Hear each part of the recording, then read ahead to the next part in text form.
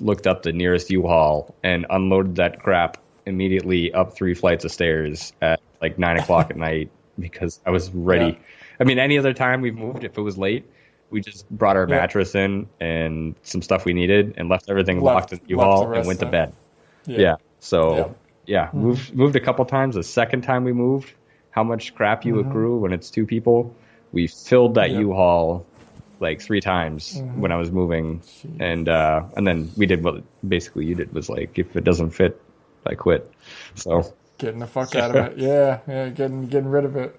Yeah, no, I mean, I do the same thing too when I move. I like to get it all done and over with, but if I know I'm not going to be able to move it all that night, I will do the same thing. I'll grab like a sleeping bag or maybe something I can at least sleep on, a air mattress or whatever, and I'm like, all right, I'll take care of it in the morning. But the last time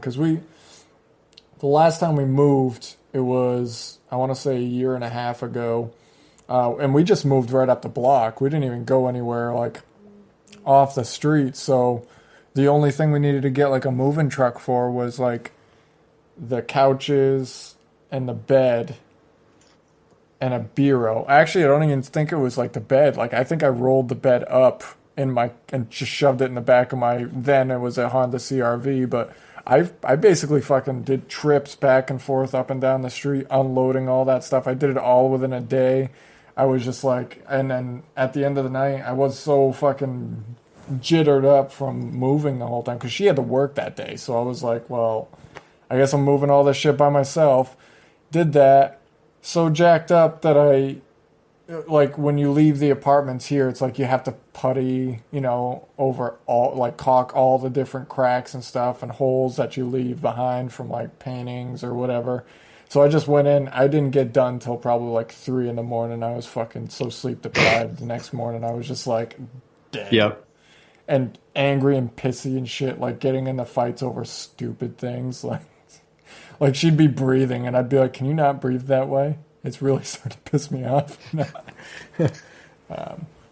But yeah, no, I've moved to quite a few times. I've gotten to the point where I'm like, I got this shit. But yeah, so you didn't really have like a bachelor pad, obviously, like when you moved out. But I mean, like everybody. Well, not I shouldn't say like everybody, but I mean, did you have any help while you were doing that shit? Like, did your parents like offer to help with anything, or her parents or anything? You guys just kind of did it on your own, saved up enough money to do it like all balls to the wall, I Pretty guess. much. I mean, Yeah. everybody needs help at some point, and we've been there. And I mean, it was either her parents or my parents. They'd help out, but it was never anything huge. I think Right.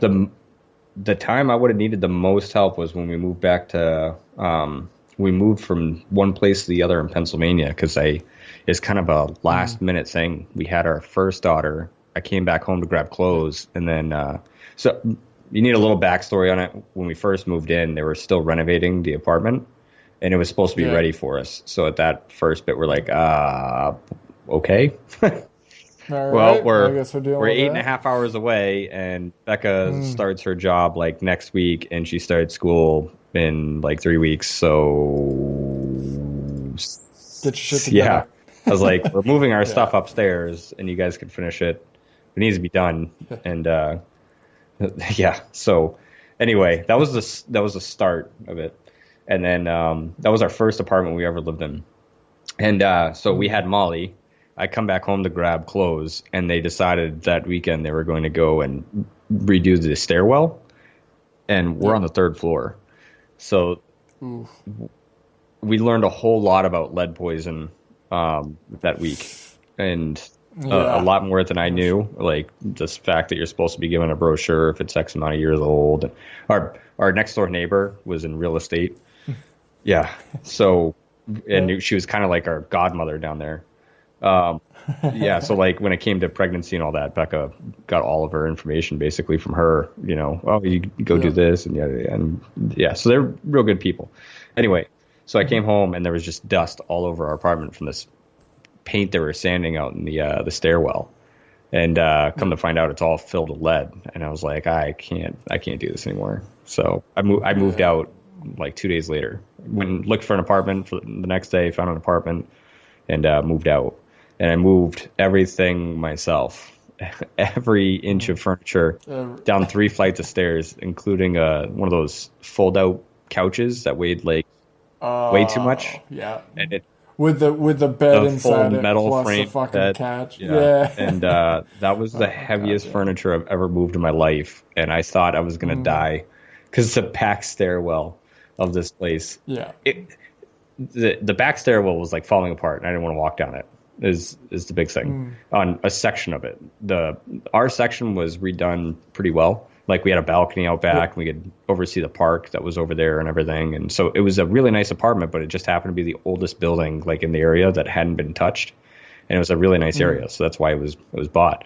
Like the front view, when we looked out of our front windows, it was this big three bay window on the 3rd floor, and you could see the entire valley in that area for miles. Like you just overlook, because you were on the top of a hillside, you just overlooked everything over all the houses. You just see out into you could see almost all of downtown Scranton, everything. So when fireworks happen, you could see them everywhere. But yeah, so I moved down 3 flights of stairs. Really could have used help for that, but ended up doing it myself.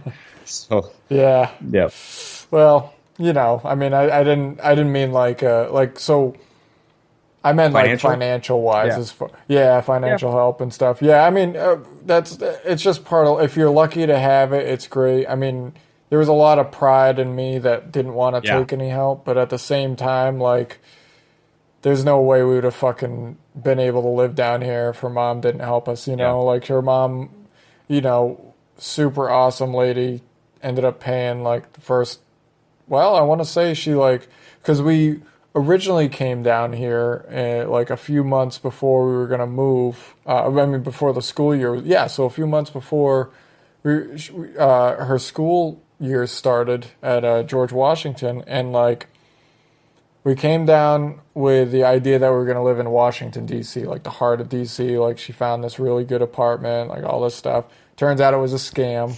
She got scammed out of like, I want to say like $3,000, right? So yeah, dude, it was bad. Like luckily, not. Her mom's an investment banker, so I mean, even though it's $3,000, that's a lot of fucking money. Her mom wasn't. It didn't devastate her bank account. She wasn't hurting. Like I mean, it could have if it was like somebody like me who maybe would have saved up $3,000 to do that.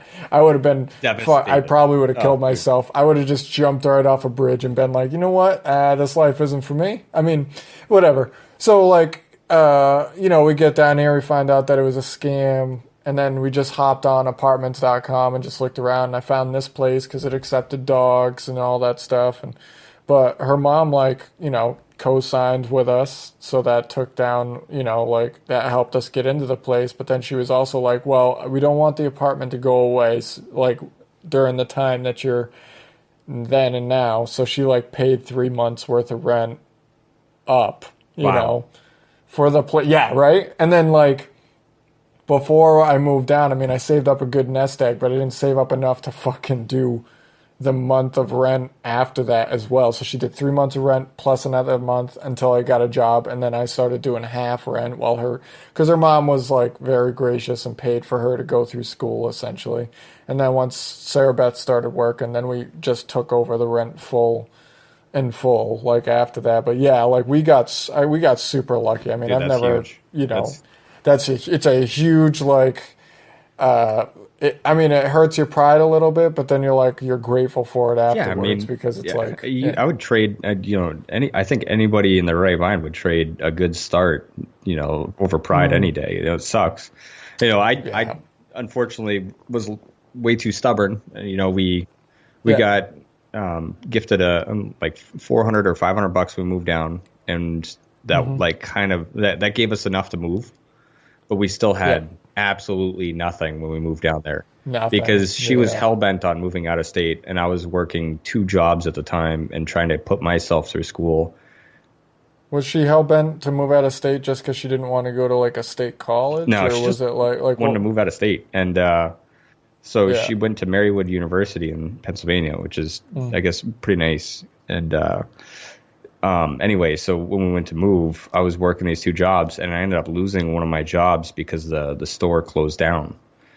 So, and that was only like 2 months before we left, which is basically my move money. And and of course, when you have a girlfriend to start off with, you spend a ton of money, and dates like every week, and twice a week, whatever, as much as you can. And so that wasn't helping it either. And no. So anyway, we moved down with like nothing in our pocket, and before we moved, obviously I talked to her dad and asked for permission to move down with her, and made sure he was okay with it and whatnot. And and he goes, yeah, and, we sat down and talked with him together, and it was pretty nerve wracking. And was her dad like super religious and was like, you better be married as far as that goes, or was he just like, okay, all right, so he's just being protective then? Yeah, that makes school, sense. Work hard all his life kind of guy, and Becca was daddy's girl growing up and everything, and anyway, so he was not impressed at first, and then we asked him basically, and I promised him that I'd take care of Rebecca when we moved down there. Mm-hmm. So that sat in the back of my head, because if I make somebody a promise, that's pretty hardcore for me. So my word is my bond. Pretty much. Yep. As the old knights used to say. I was living off a jar of peanut butter and a sandwich at my work every day for the first probably 3 months that I was there. So just to make ends meet, and finally everything started clicking together, and did that until I left my first job, and then I got into auto sales, and that was like a huge game changer. Like, that was like, could have cried right then talking about it. That's how game changer it was. So no, I remember you were telling me about it last time, that that was like when you're like, finally, like I can breathe. Because that's any type of financial issues that you get. It's like sitting on your chest. It's just, you might as well just take a 10-pound weight, and then every inhale, put another pound on it, Because like, I mean,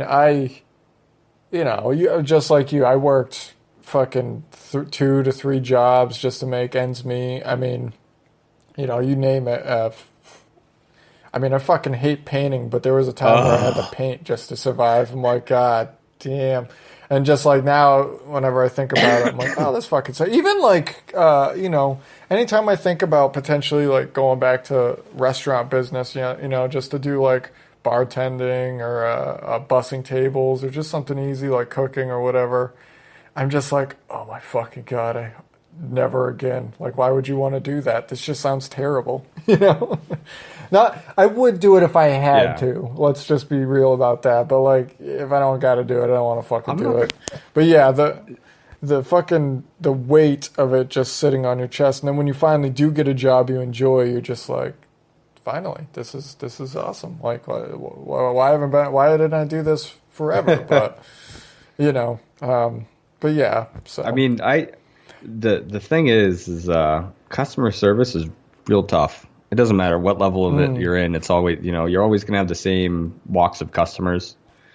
And anybody that's worked in customer service knows exactly what you're talking about when you start talking about that stuff, dude. So people are cunts. That's just what it is. They're just fucking cunts sometimes. And you can't do nothing about it but smile and say, I'm sorry, this isn't up to what you want, You have to just kind of fucking roll with it. Yeah, pretty much. Yeah, dude. Pretty much.